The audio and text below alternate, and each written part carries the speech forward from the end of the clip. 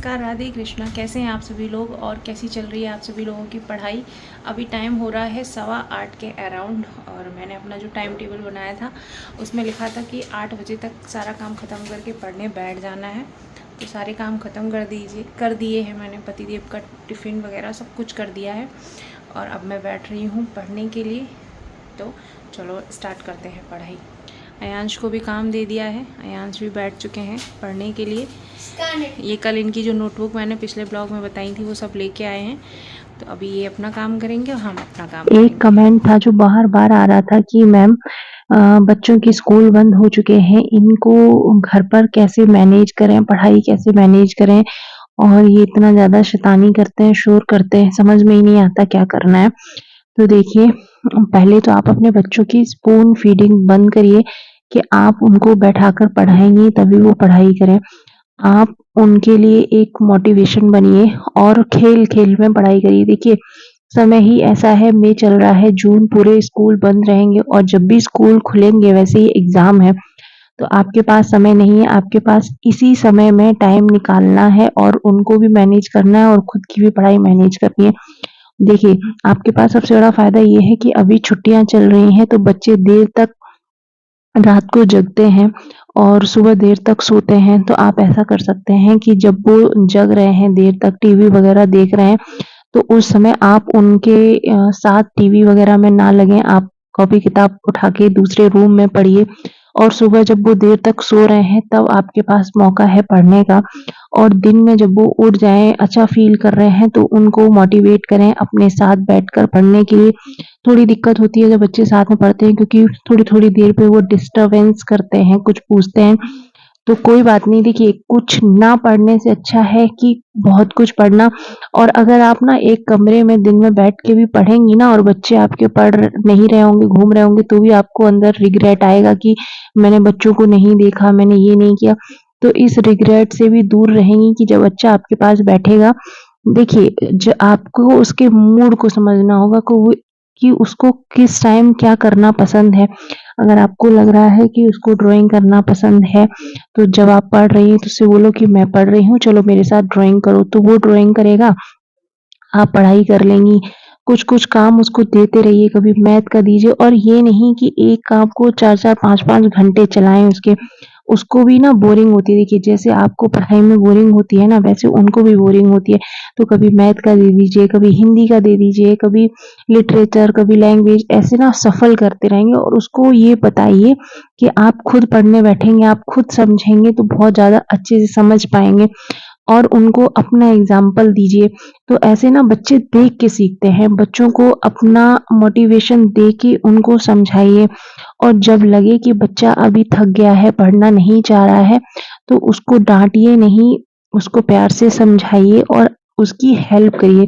जैसे डायग्राम बनाने में और चीज़ों को समझाने में। ऐसा करने से ना बच्चों को ये फीलिंग आती है कि हाँ, मम्मा मुझे समझ रही है, मम्मा मेरे साथ बैठी हुई है।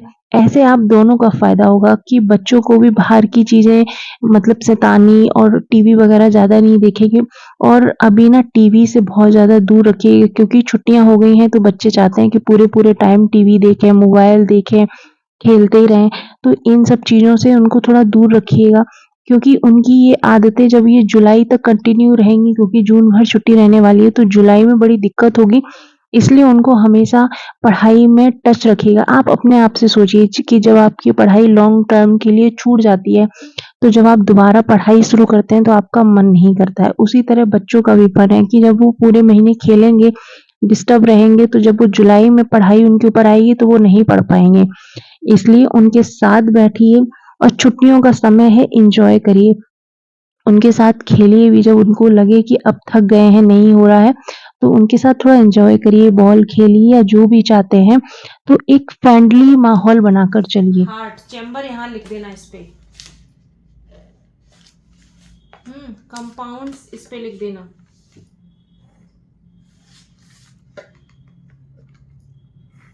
अब देखो जरा, ये मैंने इसलिए चौड़ा बनाया, देखो अनुलोम डैश विलोम, फिर बाकी सब आ जाएगा। और ये देखो तड़ासन, ये पूरा आएगा।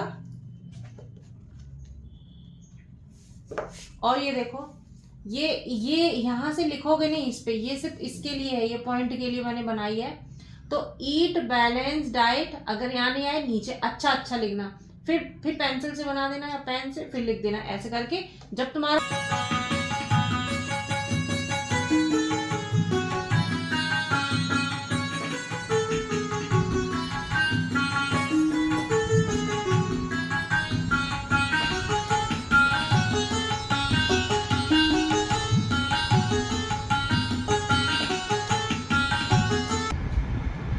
4:30 के राउंड 4:30 बज गए हैं और अब पढ़ाई स्टॉप कर दी है मैंने, क्योंकि मुझे भी भूख लगी है और वो अयांश आपको दिख रहे होंगे डायग्राम बना रहे हैं, तो इनको भी भूख लग गई है।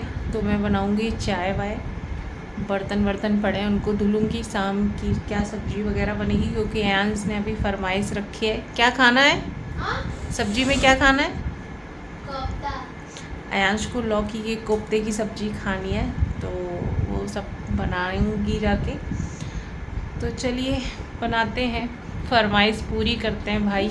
पढ़ाई की है आज भी इन्होंने मेरे साथ बैठ के, तो फरमाइश भी पूरी करनी पड़ेगी। अभी मैं आ गई हूँ किचन में, तो लौकी वगैरह घिसूंगी। उससे पहले मैं अपने लिए चाय बनने रख देती हूँ, क्योंकि ये मेरी एनर्जी ड्रिंक है। कॉफ़ी से ज़्यादा मुझे चाय पसंद है, तो ये मुझे चाहिए ही चाहिए होती है। तो जब तक चाय बनेगी तब तक लौकी वगैरह मैं घिस के तैयार कर लूँगी, और बस ऐसे ही काम चल रहा है। अभी देखिए, अभी छुट्टी का समय है, ऐसे ही टाइम को मैनेज करना पड़ेगा। कोई ऑप्शन नहीं है, चाहे आप बहाने बना लो या इन परेशानियों से बाहर निकल आओ। पकड़ो हाथ से, फ्रेंच फ्राइज के आगे अपना दूध भूल गए, ले जाओ।